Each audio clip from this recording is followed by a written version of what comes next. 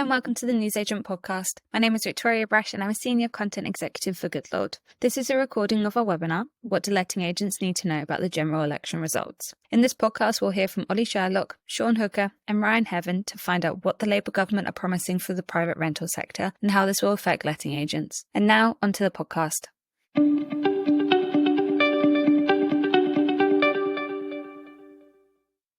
Good morning, everyone, and welcome to this morning's instalment of the Goodlord webinar series. And today, I'm joined by Sean Hooker and Ryan Heaven. I'll be introducing both of these shortly. My name is Oli Sherlock. I'm Managing Director of Insurance here at the Goodlord Group.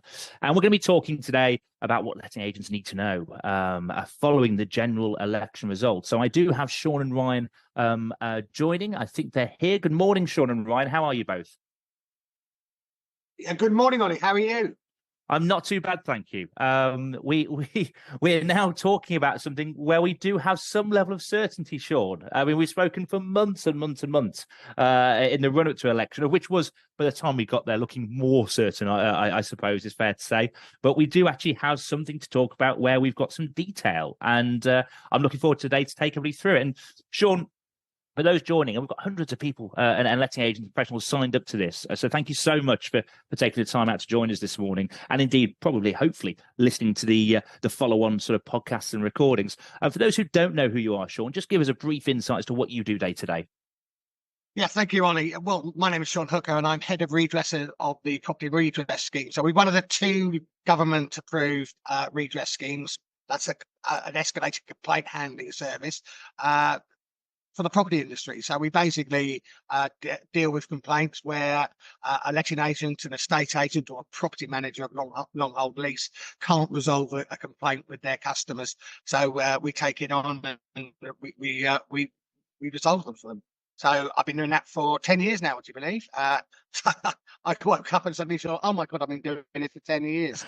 So I've got a little bit of I've got a bit of a good insight into the sector, mainly from seeing what the bad looks like, but I do know what good looks like as well. Indeed. And well, thank you very much for joining us and welcome your insights through the next sort of hour into some sort of dissecting what we've learned so far. And like a gift from above, we have Ryan Heaven joining us as well. And Ryan, you've been on a couple of these webinars now, but again, for people who maybe have not crossed over previously, just give us an insight to what your day-to-day looks like. Thanks, Oli. I was also going to add on that Sean is a LinkedIn superstar, and if you ever need to know what's going on cutting edge lettings law-wise, he collects all the good articles, so you really want to give him a follow if you can. Anyway, enough about Sean. I'm Ryan. Hi, we may well have met before if you've been following any of the renters reform stuff. Here we are again, a year on since the white paper, and I feel like we're just about to start another process. Hopefully not a year this time. Hopefully not, and indeed we're going to talk about that coming up as well. We're also joined by Danielle, who's sitting in the background, managing the slides and the logistics. If indeed at any stage any one of our connections goes or the slide disappear, please do bear with us. It shouldn't be for long. It's not happened in a long time, and I fear if I don't say this bit, then it will happen. So I'm just covering our bases.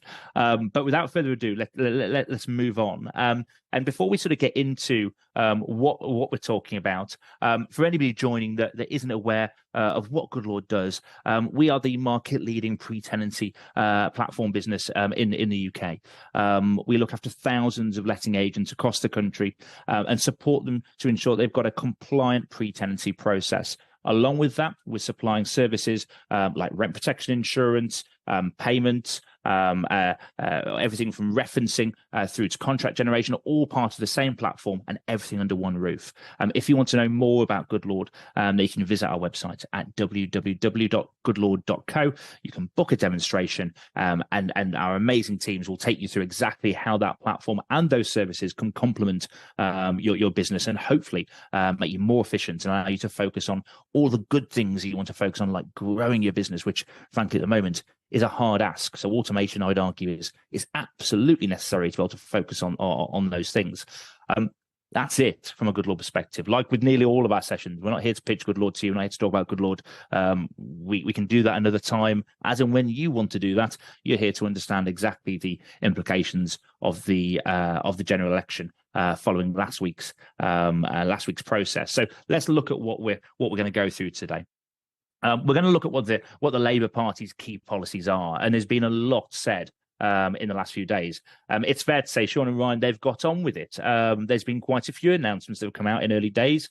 Starmer was quick to assemble his cabinet, and actually, from a housing perspective, that's been a major pillar of their first week in terms of announcements and direction. So we're going to cover that. We're going to talk about how this and some of these changes and suggestions, how these will affect you as letting agents and lettings professionals. We're going to try and look ahead. Now, in previous webinars, all we've been doing is looking ahead. So actually, it's quite nice to have a couple of agenda points where we do have some substance of what we think are fact. But we're going to look ahead as to what the future of the PRS is.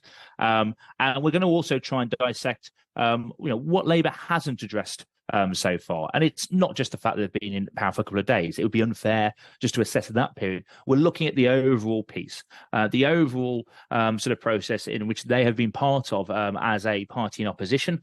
And indeed, a bit like we held the previous government to account, we're trying to hold this government to account as well. And we want to make sure that we're understanding and supporting or challenging where necessary.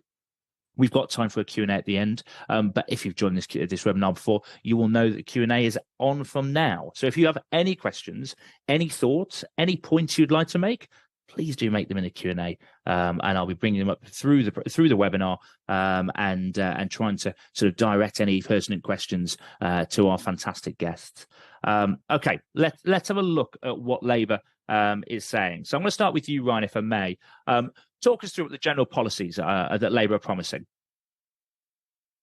Well, what we have is two source materials. So we have the manifesto, which set out some broad policy points. I think the private rental sector got about 4 or 5 bullet points in the manifesto, which may not sound like very much, but actually it was more than the Lib Dems or the Conservatives put in their manifesto. So it was more detailed in that sense.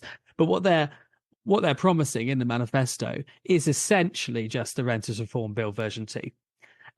It's not a million miles away from what was already on the table. It's not a million miles away from what Conservatives or Lib Dems were promising in their manifesto. So there seems to be a broad consensus amongst the three main parties that this is the direction of travel.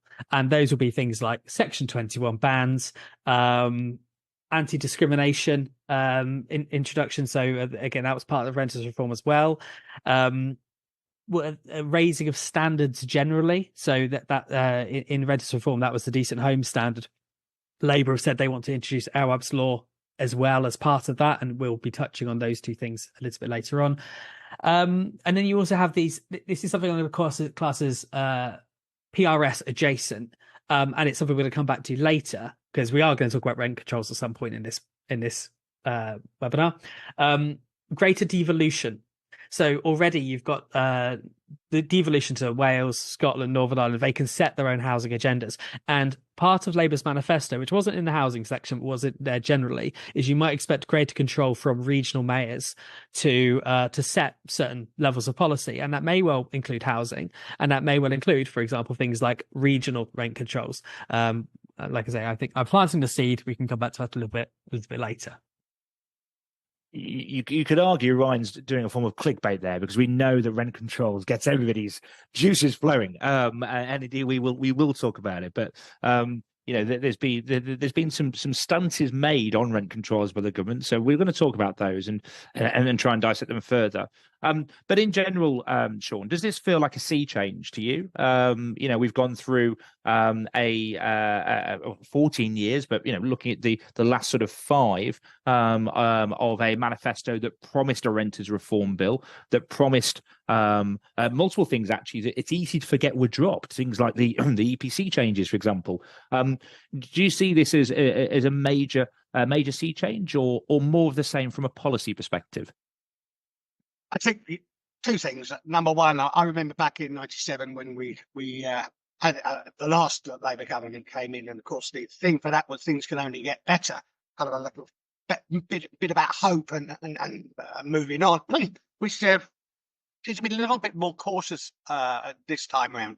the word change, but change to what? So there's been a lack of detail. I think that's been manifested in even their manifesto, which was more of a story of the vision of what they're doing rather than specific details on what they're doing. I think we're now kind of at the stage more of getting into cold player. I will fix you. So we're looking now at the government and say, well, actually, what are your proposals to actually fix the problem?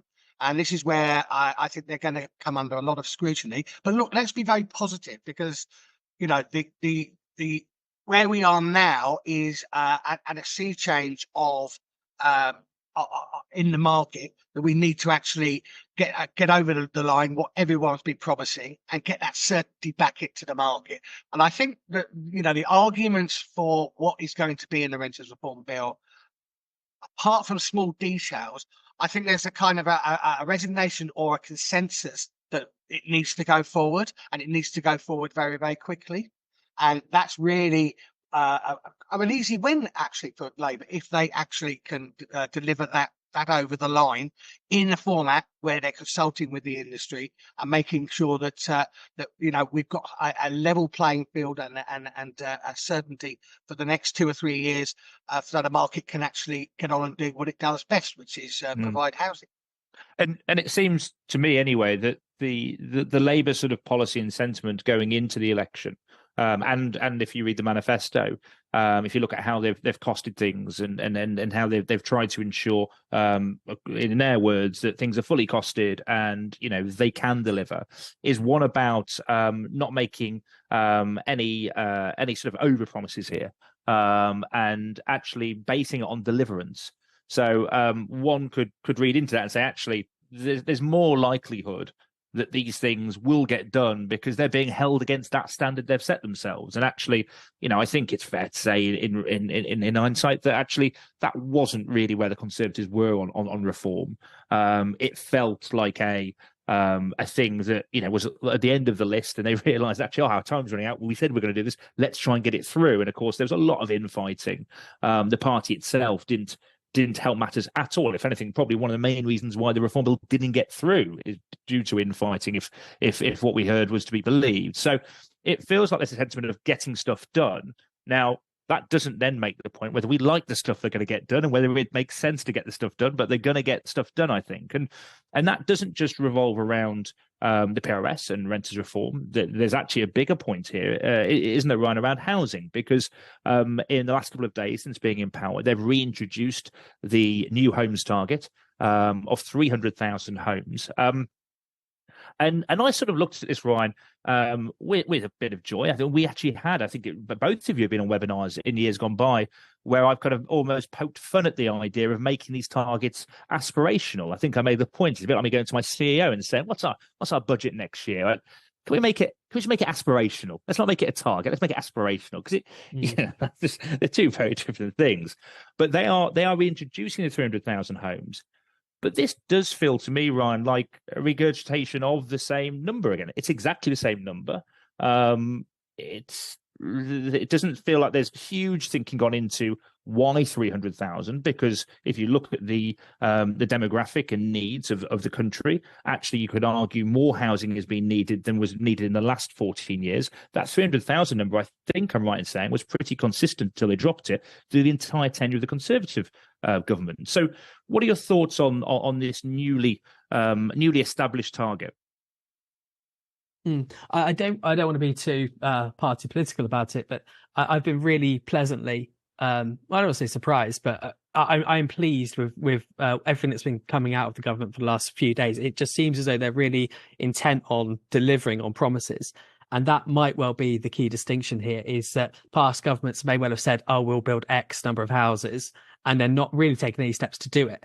And I think if you were looking at an analogy here, the whole taking levelling up off of the government name, the last government said, we'll do levelling up, but then didn't do levelling up. What this government maybe are saying that they'll be doing is the previous government promised and did not deliver. We will promise and deliver. So, yeah, I think we have to give them the benefit of the doubt. We have to say they've said they'll do X. We'll see if they do X. And if they can, then won't that just be a treat for everybody? But it's not it's not enough houses, really. I mean, you might say it's an ambitious target, and I guess it's an arbitrary target. It could be 300 houses, could be 400 houses, whatever. It's not enough houses, because you're still eating into a backlog of not enough houses being built for many, many years. So if they do make their target, is that going to lead to house prices reducing? No. Is it going to lead to the house prices stabilizing? Probably not that either.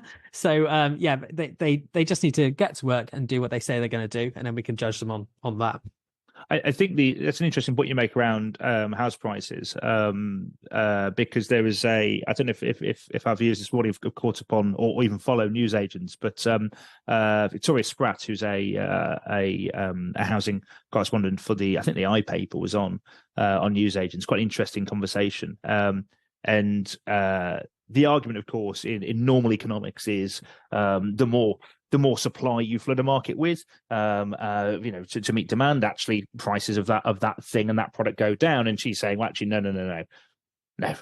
Do not expect house prices to go backwards because of this initiative. And I think that's probably right for what it's worth. I don't see prices running back. They might, house prices might stagnate in terms of growth, but we're not going to have cheaper homes, I don't think. And as we've said before in terms of the Conservative sort of targeting and any kind of policy they've looked to ensue, the devil is in the detail, isn't it, Ryan? Because that's 300,000 homes. The first question is, why 300,000? Look at the demand that's needed. But also, what's the makeup of those 300,000 homes? How much of that proportion is local authority? How much of that is private investment? And actually, one of the sort of more sensitive topics I think that the Reform Bill entertained and really highlighted was the bleed through between social needs and the PRS needs, and actually how they've bled into the same thing, and where we've got a PRS serving a lot of the social needs, Sean, that actually the PRS was not designed to do. So fundamentally, actually, if they're delivering this could or not have a knock-on effect to our industry, because you would think new homes, new supply, but the proportion of where it's based, I suppose, Sean, is going to be important for both growth, but also, delivering the necessities that people actually need to have a roof over their heads. Yeah, I agree. I agree, Ollie. Look, I'm not the greatest economist. I stumbled over A-level economics, but look, from what I've been hearing, this is a calculated gamble. And the calculated gamble is that in the last several decades longer, every one time that we've come out of an economic crisis, the property market has been up front and centre to key to the growth of the economy. So I don't think that that's a tried and tested method of stimulating the economy, is to get the housing market booming, or at least moving forward. And I think that one of the things that's quite interesting is that the Conservatives' whole kind of ethos of a home owning democracy went up in puff after the Liz Truss budget. It really put them, put them at the cat amongst the pigeons, and what I think it's one of the reasons they fell apart. The economy, just by natural kind of natural means, is recovering in terms of interest rates will come down in maybe the next 6, 8, 10 months. I'm not going to speculate on how much or when, but it will stabilize down. The market will stabilize, and then you have an environment of stability where you can start to plan, you can start to deliver the housing growth we need. Now, the problem we've got is how much of that's going to be developer led, so the private market going in, and actually we've all seen and rightly so, for a business, if you're a shareholder in a development company, you want to make profits, they will go for where they can get easy wins and high profits. So we've had a top-down approach there. It's how much stimulation that the government can do, how much wriggle room they've got to actually do stimulation from the middle or even the bottom up in terms of stimulation market. Now, Labour have been talking about there's a difference between structural debt, day-to-day borrowing and capital investment. And I think what you'll find is Rachel Reeves and Keir Starmer will be talking to the markets about what the appetite is to lend Britain money to do a capital investment across the board. Again, that's well above my pay grade in terms of understanding that, because we all know that it's a global thing, and whether the markets are ready to start investing large amounts of capital investment into the infrastructure we badly need in this country.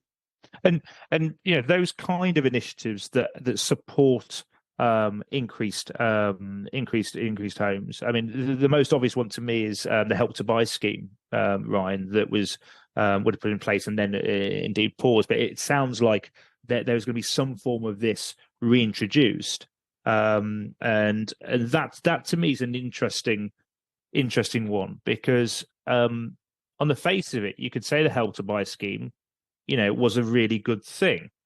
I have a slightly different perspective on that. I actually think the data suggests that it inflated house prices. It materially benefited the home builders, the major home builders especially, who saw their profits quite significantly increase, and importantly, their margins increase on the back of that kind of process. So, sure, we could have some more homes, but if they continue to be unaffordable, then one could argue that actually the topper echelons are moving about a bit more, but the entry points, the first-time buyers, people moving out of social, then into rented, then hopefully into a first-time purchase, that kind of funnel continues to be a very hard mountain to climb. So these initiatives, I do think, Ryan, have to be thought through, and I would hope that the new government will look to the past and figure out which ones worked and which ones substantially helped the people they're trying to help, versus which ones just sort of sounded like we ticked a box.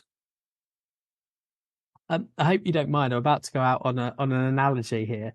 I don't know how recently hold on tight, everyone, to Alton Towers, but Alton Towers is set in this amazing forest, and it's designed so that none of the roller coasters can be seen above the tree line. So what it does is it imposes restrictions on the roller coaster designers, so that they have to think of interesting ways that not just have a really big drop, basically, not just do the normal roller coaster stuff. The financial restraints that Labour put upon themselves really will create this kind of tinkering and regulation. So they won't be putting a hand in their pocket to fuel this stuff necessarily. But I think what you might see is with Section 106 obligation. So just for everyone else, when developers get planning consent to build a massive development, there's this thing that they have to pay into called Section 106. And it basically means they have to pay for things like infrastructure, doctors, surgeries, supermarkets, not supermarkets necessarily, but schools, nurseries, and schools, and things that people need. They can't just build houses on green land. They have to build stuff around it. What you might see is a lessening of those restrictions, because there was talk about planning reform, lessening of those restrictions, because if it accelerates the pace of home growth, then Labour might be willing to compromise on that, because A, it doesn't cost them anything, and B, it means they can get to that 300k figure if they're not putting roadblocks in the way of developers. Now, that might lead to new builds where there are no schools or anything, which is exactly what people protesting against new builds hate about new builds. But that might be one area where they're tinkering around the edges, just like Section 21 banning, for example, which might segue us back to the PRS. That's something they could do for free. They can do that, introduce some changes. It doesn't cost them anything. They're happy to do it. Yeah, indeed. And there's particular emphasis, of course, on that planning reform, which, depending where the reform is happening, I suppose people care about or don't, whether it's in their back garden or not.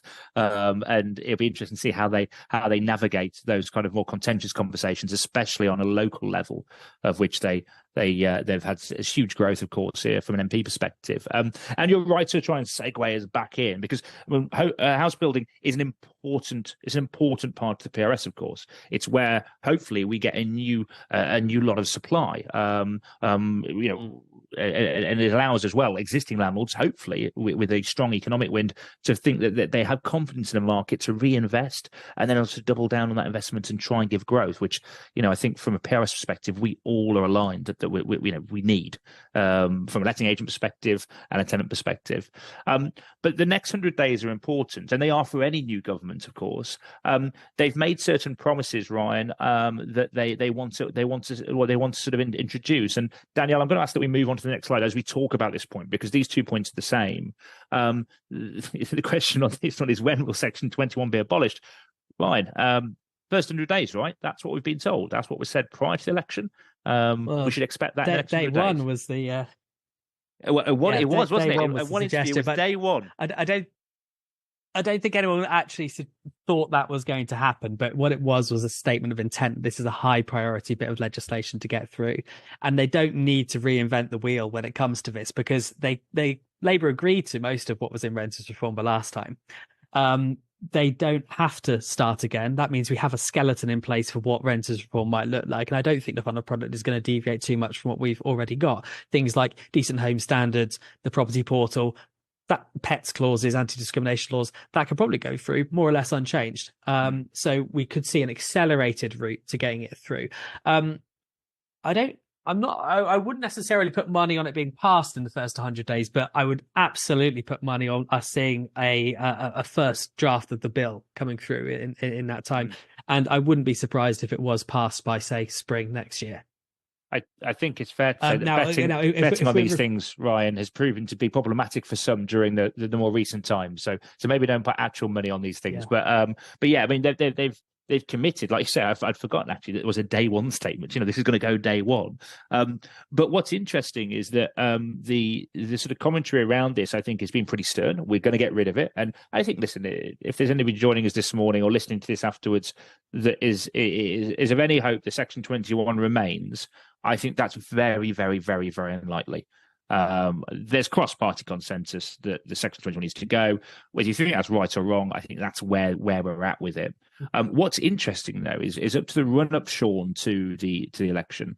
I'm sure I caught an LBC interview with Angela Rayner, where she for the first time, to the best of my understanding, mentioned the courts and Section 21 in the same sentence. And this is a point, of course, that the Conservative government made, and one of the reasons why this was hampered, or one of the reasons that was cited why it's hampered, is that court's unfit for purpose. That to me makes sense. But Sean, give us an understanding from your viewpoint of how much work is required in order to get the court into a place where they could then abolish Section 21 with confidence, that means that we don't have these knock-on negative effects in terms of timelines, costs, and everything that comes with that. How bad is the situation in the courts at the moment? Right. Well, I think you're right, and I'd say just to defend this day one thing now. We were all taken by surprise, weren't we, when the election was called? We were literally in the House of Lords. We were, yes, launching the Goodlord, where they kind of like own manifesto for the future of the private rented sector, and of course we then went into an election. And I think the Labour were really banking on the fact that the Renters Reform Bill was going to be passed in some shape or form, and all the indications were that it was going through the House of Lords. That Gove had actually extended the bill's passage so it could go through in October or November or even beyond the new year. So everyone was predicated on the legislation would be in place, and then therefore it's the implementation period that would need to be moved forward. Now we've gone backwards a little bit, and that means that we're actually going to have to actually get the bill passed. So for example, the no bills can be laid until after the King's Speech, which is on the 17th of July. So the very first day that that any legislation could be done is on the 18th. It's then up to Parliament to put it through the process, and then it's got to go through all the stages with amendments and everything else, which could be done very quickly because there was a lot of work done before, but then it has to still go through the law. So let's say that the bill gets passed by the end of the year. By say the spring or the end of next year. You're then going to have an implementation period. Now, in the meantime, we can see what's going on at the moment. What you're going to have is a situation where landlords are going to look and say, actually, we now know it's going, so we're going to make decisions. So you're going to find the courts are going to find a lot of people trying to put Section 21s in before any deadlines are put into place. You are also going to find that that there will be a lot of pressure on the courts across the board. It's not just housing, but there are backlogs in every single element that Ryan will tell you of the government. And and all the talk about improving the courts, nothing has actually happened. In fact, we've got a digital program that is stalled, and it's overrunning and over budget. We don't have the resources put in place. The last government parked housing courts. Is that something that will come back under this government? So we've got a lot of ifs and buts before anything happens. What the government has to do now is to make clear statements of intent to stabilise the market and to have some form of sanity. Otherwise, the whole thing is going to be 18 months of chaos in the courts before we get back to any form of stability in the market. Yeah, no, agreed. And it's not just digitalization. It's not just what is the mechanism in which the sections are actioned and how do they actually work? It ranges all the way up, doesn't it, to judges? I mean, there's arguably a shortage of judges and people. I think the latest data I saw, Ryan, is that the inheritance of becoming a judge after having a legal profession, for example, the people going into that profession actually are becoming smaller and smaller because, from a financial perspective, from a standard of work perspective, less people are wanting to do it, and that's a problem, not just for housing. That's a problem across the entire country from a legal landscape perspective. But the point I suppose I'd put you, Ryan, around sort of Section 21, and indeed the second point on this slide, which is looking at whether we'll see a renters reform bill again. These two things are not mutually exclusive, are they? We could see a splitting of these two things. We could see Section 21 to be abolished, own framework, and then renters reform reevaluated and looking to be pushed through as a separate piece. What do you think the likelihood of that is? Yeah, so you're quite right. If Labour just wanted to prioritise the banning of Section 21 notices, they could just introduce essentially a single line bit of legislation to say, Section 21s are abolished, or words to that effect. That there is a better way of phrasing it, but than I just have.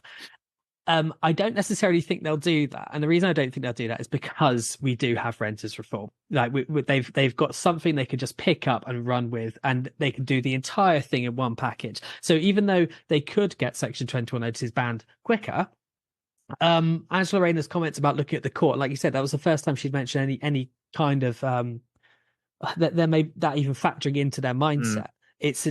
Before then, it sounded like they just wanted to get the thing done, passed, implemented ASAP.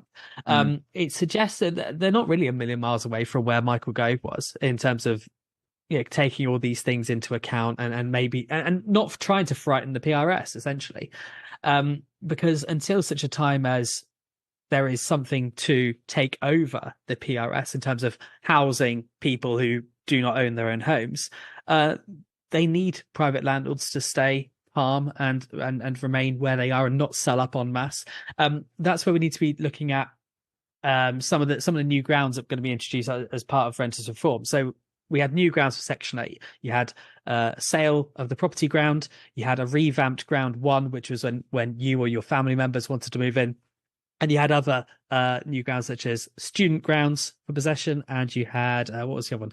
It was to do with licensing breaches or anything like that. I don't expect there to be as many concessions, or the concessions be quite as good for landlords as was being proposed previously. The new housing minister, Matthew Pennycook, he proposed a number of amendments to renters reform, which obviously didn't make it in there because he isn't the government, or wasn't the government. He is now. So there's no reason at all why he can't take his pen to renters reform and just say, well, we're going to put those bits in. Thank you very much. And those will be things like, for example, if you're using ground 1 or ground 1A, which are the sale ground or moving back into your property ground, you can expect maybe longer periods of time where you cannot rent that property again to a private individual. And you can expect, for example, for student ground to go away potentially, because that was a direct concession as a result of pressure from Tory backbenchers and lobbying. It may well be that it stays in, but what if you want to know what Labour are proposing? I'm not suggesting anyone actually do this because I remember doing it at the time. It was tedious. Is to go through the amendments made by Matthew Pennycook to renters reform and see what he wanted. But like I say, I think that the headline acts would basically be he wasn't proposing removing the sale ground. That sale ground, I think, is going to be essential to stabilising the PRS because it will mean landlords, if they want to sell up, can do so. Which arguably is what is the only use of Section 21 which isn't covered by Section 8 already. We've covered scenarios in the past where landlords have served a Section 21 for antisocial behaviour because it's easier than using the Section 8 notice for antisocial behaviour. But if landlords want to exit, just sell up their asset and move on, they need a new ground to do that. So I do expect there to be a version of that sale ground in there, albeit some of the numbers attached to that ground, such as notice periods, prohibition periods where you can't relet the property, that kind of thing, I expect those to be longer. Yeah, no, indeed. And I think we as an industry sort of, well, I know we did. We were present. We were trying to lobby and guide and suggest that some of the sort of suggestions. And Sean, I know you're part of this too. As we saw the reform bill change from the white paper and moving forwards, and things like the student change, for me, they make sense. That should have been in the first iteration. They were absolutely required. So. Just reverting back to type, hopefully is not what we're going to see. And of course, there's a lot of strength in changing your mind when you've got new information. And hopefully the government have learned through this process and picked up on the perspectives that were given. And, I'm very hopeful we have a government that will be in listening mode and will sit down with stakeholders across the industry to understand concerns. And I'm sure the work that the industry does as a collective will continue to try and make that heard. And there's numerous bodies out there that work very hard to try and do that. There's a particular point here around leaseholds and freeholds, and actually James asks this very question. Good morning, James. I hope you're well. You are hot off the blocks with this question, so forgive me that it's taken sort of 15, 20 minutes to get around to the point, but I knew we were going to be talking about this. So James says, Labour did promise to abolish existing leaseholds in their first 100 days and then step back to say it will take longer. How will they state freeholders if leaseholders are abolished, and will they abolish leaseholds? Sure. Your views on leaseholds and freeholds. And to James's point, how does this all unravel? Right. So you put your finger on it just 30 seconds ago, Ollie, when you said that when you get into government, you have a reality check. You suddenly can look at the facts in a completely different way. Now, if you look back to the leasehold, well, let's call it debacle, because it has been a debacle. In terms of the way that a lot of leaseholders have actually been treated. The leasehold reform bill actually did creep over the into legislation, and there are some good things in it, although they have yet to be tested. I'm going to be very interested to see how many enfranchisements go through under the new process are beneficial to leaseholders, or whether it's going to be as affecting as it is. But in terms of actually changing the whole way that we run leasehold, the fundamental change, which was basically, let's call it Common Hold 2. Okay, remember Common Hold came out under the last Labour government, and it kind of was a bit of a damp squib. The whole basis of changing our leasehold process so that we go away from leasehold and into what's called Common Hold. That is a much bigger problem and challenge than anybody realizes. One of the things that was starting to come out as the leasehold bill went through Parliament was there was a lot of lobbying from the number of, let's call them vested interests, but these vested interests are not the normal vested interests. They're the pension funds and the investors and the and the social investors in the market. How much money they've actually got tied up into the whole system. So unraveling that is going to be a very, very tricky and risky business, because there's a lot of money involved, and also a lot of these investors can afford very, very expensive lawyers to challenge at every single stage any move to abolish leasehold in a short period of time. Look, there are ways you can do, you can make improvements. You can start saying all ongoing leasehold will be banned, and can't have new leasehold. But if you then say, well, that's retrospectively, to abolish it retrospectively, that's so hard. I mean, and if you take your first suggestion, I mean, that takes decades and decades to unravel. It's a very hard conundrum, and I think your point there, James, focusing on compensation on that basis, is the most contentious part, because everybody will want a slice of the pie on the basis of what they agreed to at the time and what they thought they were getting and what they'd want, given current positioning. So I think it's interesting, and it's interesting that Labour have rolled back on this and have then left it essentially open-ended. I think it speaks to the point of how problematic the solution could be, and it's a very complex issue. I think that in terms of unravelling, as you pointed towards, Sean. Okay, Danielle, let's move on to the next slide, because there's certain things that have been themes as part of the Labour manifesto, and we've got some decent direction on some of these points. Let's start with energy efficiency standards. So, Ryan, there was a push on the previous government to increase the level required from an EPC perspective, for example, in the PRS. That was up to level C, if I remember rightly, and that was scrapped. And it was scrapped not quite at the 11th hour, but it wasn't far off the 11th hour scrapping. The industry had been talking about it. We had anecdotal evidence from our stated industry reports where landlords and some landlords had already spent thousands of pounds to get their properties up to standard. It seems to me that we have a greener government in power today than we did a week or two ago. From a Sunak perspective, especially, the sort of anti-green rhetoric was something that he saw as a positive thing, and that was, I think, as a result of the by-election. But we started off the last few days with the Labour government. Ed Miliband has been pretty vocal on this, pretty consistently vocal. They've rolled back the ban on onshore wind farms. I'm reading into that, Ryan, that this government is a bit greener than the previous. Should we be thinking actually and expecting reintroductions of increased energy standards here for the PRS? Yeah, absolutely. It was a manifesto commitment that they would improve energy standards. I think that was basically all they would commit to. Now, all they need to say really is what letter they want to improve the standards to. So we're at an E. The previous government proposed and then went back on C. One thing I've learned over doing these webinars is if you ever don't really know what to say, you can always say it will all be in the detail. So what we need to know really is what letter are they going to commit to? And that's it, because they have said they're going to do it. I've no doubt they are going to do it. But is it D, C, higher even? That would be that'd be incredible. But going back to what I said earlier about tinkering around the edges, regulating these things and essentially not having to put a hand in their pocket to fund any of it. Those are free things from the government's perspective. So I would fully expect them to do this. It's a contentious point though amongst landlords, isn't it? And the balance between supply and demand, as we've alluded to on this webinar and many others, is fractious.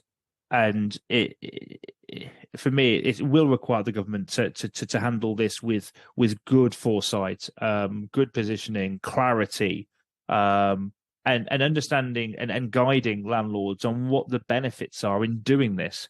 Because in reality, the difference to tenants between a D and a C, is relatively minimal in the whole grand scheme of things, isn't it? But actually, the difference to landlords could be thousands of pounds worth of work. So I think there's one of the flags for me is how do you balance these kind of changes? And this is indeed the conundrum that the previous government faced in terms of how do you really introduce this without hurting supply and without sort of turning what feels like turning your back on a group of individuals that frankly are helping an ongoing housing crisis. So it'll be very interesting to see where this goes. But as you say, manifesto pledge, greener sentiment within the government.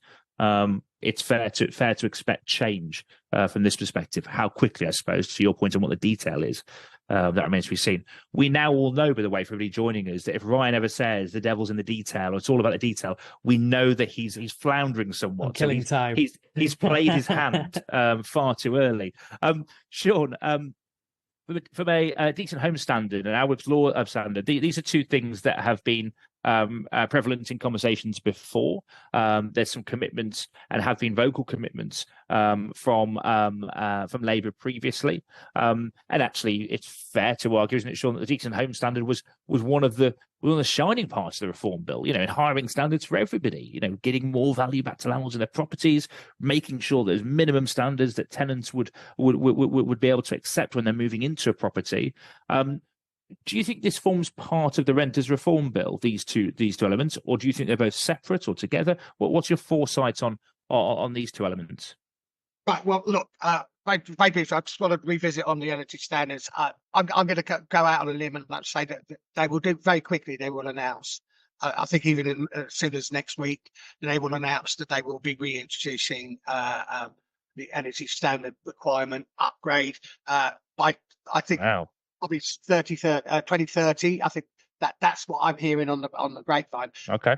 Well, then it is in the detail, because really the exercise that the last government tried to do and then put on the back burner of looking at EPCs again and seeing if they are fit for purpose, I think Labour needs to do that. And by announcing a date as far down as 6 years or 5.5 years away, that they've got time to do that. Coming back to the decent home standard again, I think this is another thing that when they need to have another little look at it, because I totally agree that part of the property standard is part of the whole key to the whole of the renters reform agenda, in my view. The whole thing predicated on setting the ground rules, on putting together a register or report, all predicates on bringing properties up to a decent condition. Now, whether the decent home standard is fit for purpose for the private rented sector, I think maybe a slight half step back to have a look and say, actually, yes, we want a decent home standard for the private rented sector. It may slightly differ to what is actually required of social landlords. Now, saying that, we do have AWAB's law, those sort of things. There was another court case where recently where a coroner's case, not a court case, where a coroner clearly laid the blame for the death of a tenant on the fact that there were no measurable standards for rental properties. So I think that momentum will politically go forward, but we need to actually still get something that's actually going to work. And remember that when you've got kind of like a 250 odd local authorities you can hold account, you're holding at a whole 2.5 million plus landlords to account.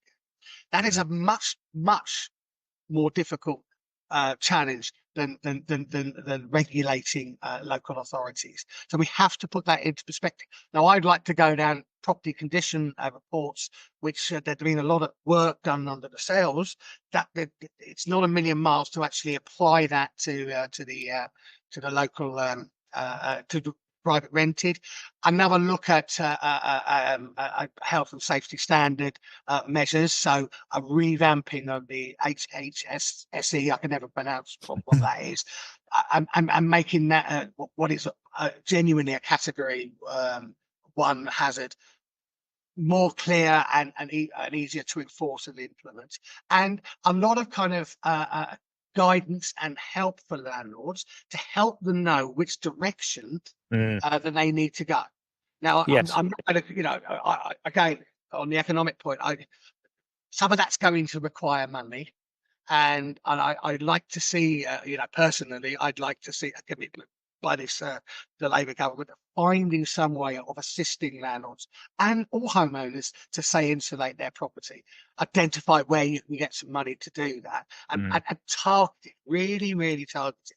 None of this kind of like fancy kind of like, let's have heat pumps and stuff there, untried technology. Let's do what we can effectively do that is clear and that every landlord should, within a budget, within their realistic budget and ability, be able to deliver.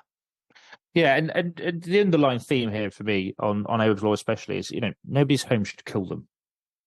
And we have a responsibility as landlords to ensure that we're providing safe housing. And I think, that is the lowest common denominator. So I think the decent home standard could be more contentious in terms of what's involved, how do we educate, but AWAB's law to make sure that ultimately that homes are safe as a safe of a standard. Decent and safe may well be two different things in the context of this conversation. But yeah, a bit like you, I think there's going to be further pressure on this, and frankly, rightly so, if we're seeing people, go through awful scenarios where landlords, both in the social housing and the PRS, where they've not met certain standards, and of course, that law in the PRS is yet to come in. One of the things that Keir Ollie, Starmer, if I could hop into that, if I remember rightly, the the government's data when they were consulting about decent home standard for the PRS was that 79% of PRS houses already meet that threshold, which is obviously good. 79 is a high number, but obviously the caveat to that is that 21% don't, which is also way too high. I think at some point, because obviously no one's against high standards, but at some point all of these disrepair bits of legislation need to be amalgamated and reformed into one thing, because you've got an awful lot of little tiny tweaks to the system. You've got Section 11 obligations, you've got Housing Act and HHSRS, fitness for human habitations, and then decent home standards and AWAB slot are not the same thing, but they are two sets of housing standards potentially being introduced at the same time. It's all creaking a little bit. You just need to have so I do expect them to pass this, and soon, and as part of this bundle, because again, no one's going to be against those things. But I think at some point the entire system is going to need to be rejigged, just to say there's one set of standards now, private, social, doesn't matter what, these are all the same standards and here's what they are. Yeah, and again, a bit like we're talking about energy efficient standards, it's about how it's done, what the incentives are there for landlords to do that, because the last thing the country needs is another reason to turn X amount of landlords away from supplying housing, really important housing, to people where at the moment there's frankly not enough in the first place, which you talked about obviously through the sort of home building targets. Keir Starmer talked about this very point that we've got noted here, the end of bidding wars, in a number of different interviews and conversations prior to the election. And I found it interesting. This was something that was mentioned, of the PRS and talking about homes. This was something that was cited. What's your read on this, Sean? Where do you think this goes? Because he talked about, I think he called it a ridiculous situation where, prices just be completely gazumped back and forth from a rental perspective.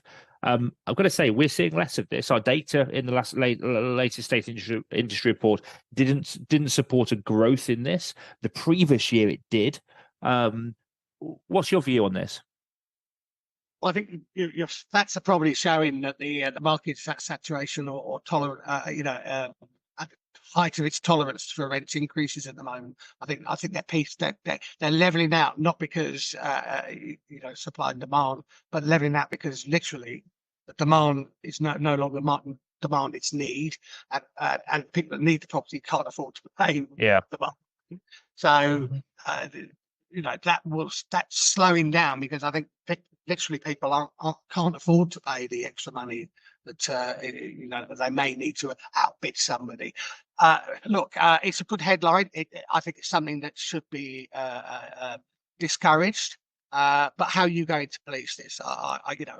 From a complaints point of view, I'm going to maybe get complaints in about this. How am I going to prove? Because I can't go to the guys who've actually moved into the property and say, well, did you overpay? Are you going to support this? They're going to say no, because they've got the property. And the person that's missed out, they've missed out. So you could go around the material information part, and you could say if you've advertised on a portal or in an advert, that's the fixed price. You can't vary on that. That's the advertised price. And if you then kind of like have an additional price on that wasn't disclosed, you could probably try and go down that route. That's probably easier. Sorry, guys, out there, the agents, probably easier to enforce against letting agents than you will against landlords. But I think if you get the culture that this rent rising phenomenon is not sustainable, and that we start to actually address that cause issue of the rents are not sustainable on the long term going up, then we've probably got a better chance of getting this, as a cultural and an accepted, practice that goes, So that's the way I would look at it. I can't see how it's going to work. Well, I think it really highlights the absolute importance of letting agents in the mix. Now, I've said this before, and I clearly support letting agents. I used to be one. We work letting agents. People will argue I have a commercial interest in doing so. It's not that. I actually believe having a professional in the middle of a transaction is really helpful, and that should be endorsed. And I think, if the government were going to be smart here and they were set on this point, whether I agree with it or not, then you'll be looking towards letting agents to be the conduit for this kind of thing. because there is a clear control mechanism, like you say there, on the advertised rent. That's auditable. You can track that. It's there. You then have a contract that matches. I mean, it's quite easy to do this. But like you say, the moment you go away from that world, that becomes quite problematic. And actually, what you're probably looking like then is a portal that does this. That becomes problematic in itself again. So I think letting agents can be a real answer here. And actually, I think that then allows better education to landlords, and better education normally results in landlords valuing letting agents more because they understand that actually this thing is not simple. And goodness me, is this thing not simple? And it's only going to get more complicated. I think, Ryan, from a rental bidding war perspective, it's quite important, isn't it, that this isn't conflated with rent caps, because I don't read this suggestion as what that is, but I've noticed some commentary is of that ilk, and they're two very separate things. Yeah, Labour Party's been at pains to say that it will not introduce rent caps. And in Welsh Labour Party, they've been in power in Wales. They have consulted on rent caps but not introduced them. So the centralised policy seems to be away from any kind of arbitrary, this is what the rent should be and no higher. But this does seem to be like a light way, again, tinkering around the edges of just saying if the market is kind of policing itself to an extent, second guessing itself, then that might lead to rents being set at a certain threshold, and then if it's too low, then the tenants benefit from that. I think what you might see is probably that, and this is the same with the way they were phrasing Section 13 reforms as well, is that Section 13 could never be awarded higher than the amount that they were asking for. I don't see a disincentive for the landlord to simply go higher than the market rate. So if the market add £100 to whatever the letting agent thinks it is, and then if you get no response, then lower the price and just see what you get as a consequence of that. I'm not suggesting everyone will do that, but if this is the regulation in place, you don't have the option to go higher, then you may as well start high and come down. The other part of this was that you couldn't. I think the way it was phrased, and again, we are short of detail on the mechanisms of this, but the way in which it was phrased to me sounded like you couldn't invite a higher bid, but there's nothing to stop a tenant from putting a higher bid in. There could still be a bidding war. It's just that landlord couldn't say, well, these other guys have paid £50 a month more, what are you going to do about it, that kind of thing. So yeah, I think enforcement is key to this, because if it does happen, how are you going to stop it? And it relies on there being a lot of information to, for example, for local authority, they simply don't have at the moment. The portal is the key part of all of this, all of these changes. Having a centralized location where all of these houses and all this information is displayed allows local authorities to more easily police it. Agreed. Absolutely agreed. Before we move on, and we've only got a few minutes left, so I'm conscious of time. Phil has asked, good morning, Phil. I hope you're well, and thank you for joining us. How do you see the exemption register coping with the higher standard of EPC, given a lot of older properties will not be able to reach the standard? Alter the EPC algorithm, he's suggesting. How problematic is that, Sean and Ryan? Well, they were looking at it and they parked it, so we know that the EPC regime is not perfect. And absolutely, when you look at the housing stock, lots of properties were built before before the 1950s or any kind of environmental standards were introduced. Now, some of those properties are probably more efficient than some of the modern ones, but the reality is that lots of our housing stock is old, and there will be lots of exemptions. I think it's a matter of trying to get a workable situation that you get the exemptions are not abused. I'm not saying that they have been abused in the past, but there is some evidence that it's been used as a way of avoiding the improvements. But you still got to take the bottom line: is that property able to be more efficient than it is at the present moment? And how much effort is needed to actually bring it up to standard, and over what period of time? Remember, that if you're suddenly lumbered with a £10,000, £20,000 bill, immediately that you have to plywood. It is different, and it stage that over. Very different. Spending that money over maybe 3 or 4 years to bring it up to standard. So a little bit more imagination needs to be brought into how the whole of the EPC regime is implemented. No, definitely. Some quick fire questions here because we are out of time. So I want to know, guys, from each of you, the next 2 questions. Do these things get introduced in the next 2 years?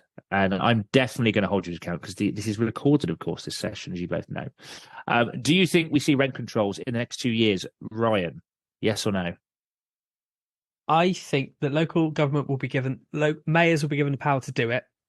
And I do think you'll see Sadiq Khan introducing it as he's been a very vocal fan of it for if some local time. authorities, if mayors get the power to do it, I think if anyone's going to do it, it'll be Sadiq Khan. So yeah, we'll see how that plays out. But I don't think it'll be a government thing. I don't think that'll be the government position at rent controls. I think it'll be a local thing. Interesting. Sean, your view? I agree. Yes, he's made a big commitment, Keir Starmer, to devolve, setting up the Council of Regions and Nations. I think it's going to be called, and meet regularly with these guys. I think we might see, maybe not in London because London is such a big market. I think they may try and pilot it somewhere less one of the smaller regions. Possibly, maybe the Midlands or something like that. I would point them all to look towards Scotland and learn from what's happened north of the border before we start having those conversations. Very interesting, both of your views on that. And on the regulation of property agents, sorry, Ryan, we're just overrunning, so I'm going to try and get your views on this if I can. Regulation of property agents, ROPA, something that's been pushed back, almost completely fell out of sight, really, as part of the reform bill sort of overtaking. Sean, I'll start with you. Do you think we see ROPA moving forward in the next 2 years? I think so. I think it will start moving forward, but I think it's going to be ROPA light. I think the first thing that will happen, I think there will be a split between the property managers of long-term lease. They have a special case for more regulation and qualifications, and a lighter version of it may be introduced into the sales and the lettings arenas. It's in terms of a code, in terms of minimum qualifications, but not at kind of quite a lowish level, an achievable level, and maybe an overall scrutiny. Or possibly kind of a light touch of regulator possibly being introduced that oversees the sector and brings together the operators underneath into some form of coalescence. So yes, I think leasehold is the one where they probably will spend more time kind of like getting that after that building safety and everything. That kind of seems to be that's the priority. Yeah, I would see it. Yeah, and Ryan, ROPA next 2 years. Yeah, I agree. Labour put in a manifesto they want to drive up standards in the private rental sector. To me, it seems like a no-brainer. This would be one way in which they could do that. Yeah, and my hope for ROPA is that agents and landlords are held by the same standards. That we don't have this disproportionate requirement on agents to do something that private landlords don't have to do. That would seem to make no sense to me. But we will see where that goes. Thank you all. Thank you for people's questions. Thank you all for joining. It's been a pleasure to talk about what the election has brought. There will clearly be more debate, especially on the last, I think, couple of points that Sean and Ryan both made there. That'll be very interesting to see how things develop. If you did enjoy this webinar, please feel free to leave us a review on either Trustpilot or Google Reviews. And if you want to understand more about the lettings scene, including sort of law, legislative change, and any kind of insights around rental value changes, increases, what's fueling that, please visit our website and visit Newsagent particularly, where there's a breadth of information and content that can not only interest you, hopefully, but also potentially interest your customers. Feel free to plagiarize. It's there to be used. For now, though, Sean, Ryan, thank you so much for your time. Thank you to everybody that joined. Have a fantastic day, and we'll see you again soon. Bye-bye.